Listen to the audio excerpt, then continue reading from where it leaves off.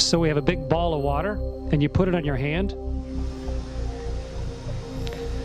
And now I've got water floating around on my hand. And so I wash my hands up with that. And then grab a towel.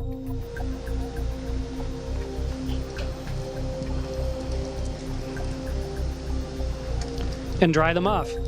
So that's how we do it.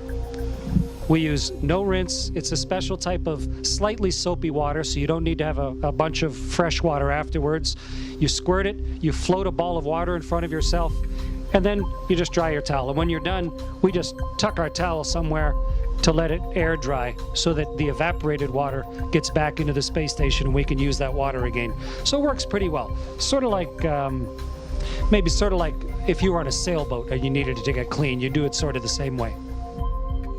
Number 4. An astronaut experiments with water physics in a weightless environment. It's really trippy to see how the water reacts.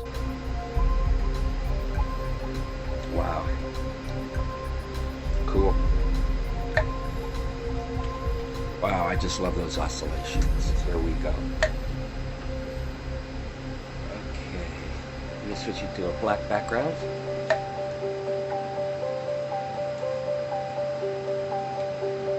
Yeah, so that's about 800 mils. So this should put it around 1100 milliliters. Let's see what happens here.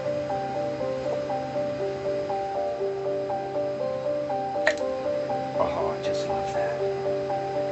Look at that. Amazing. Just one of these jaw-dropping moments.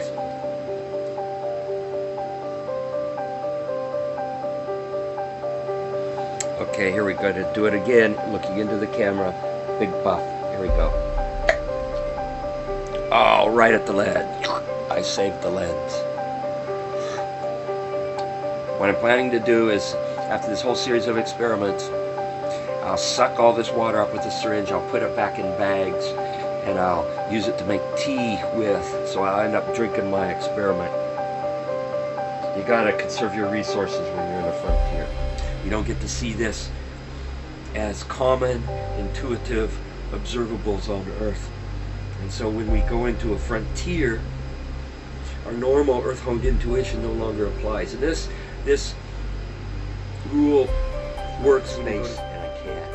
And instead of putting a puff of air on it, I'm going to put a puff of water. This is going to have a lot more momentum in it than the air. Whoa, whoa, I was afraid. Oh, look at that, cool. I squirted water through. Oh, isn't that cool? The water in the sphere went around the air cavity and formed a huge bubble. Wow. Oh, that is so cool. Number 3. European astronaut Tim Peake tests how the body responds to being dizzy in space. And does it make me feel unwell? So I'm going to get Tim to spin me around doing something that would probably make me feel quite sick down on Earth. So let's see how that goes. This could be the worst idea I've ever had. Come on, you can do better than that. Okay, so yeah, I'll just go into a ball and start spinning. And then if you want to just keep me go round. And On axis. yeah, on axis, that's cool. Actually, it's more provocative when you go off axis. Yeah, I'm not sure if you even control it. Yeah, no, don't worry. Provocative's fine. Just keep it going. Going faster. Yeah. Let's go for it. That's good.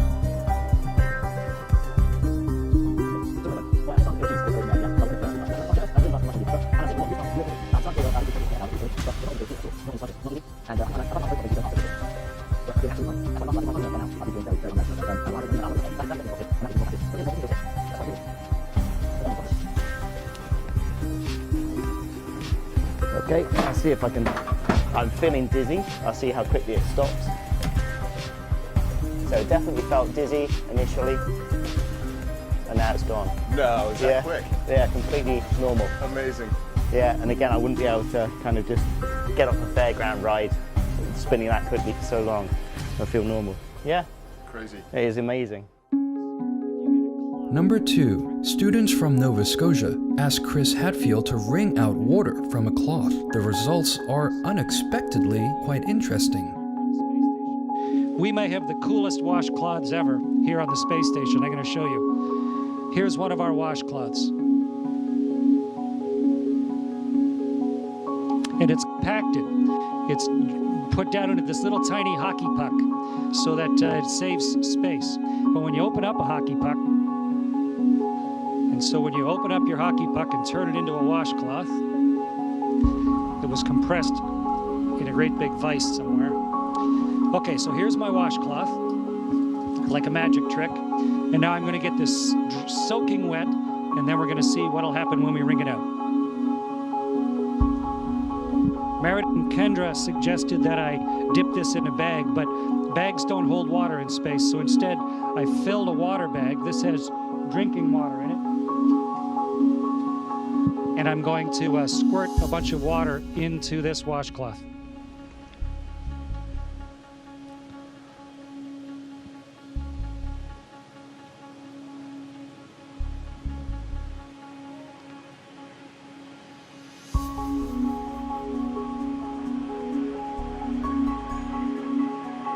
Okay, so here's a soaking wet washcloth.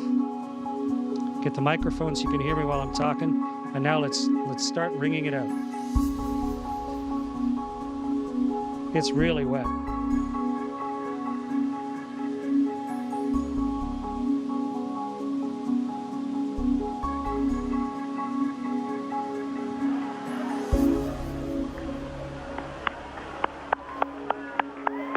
It's becoming a tube of water.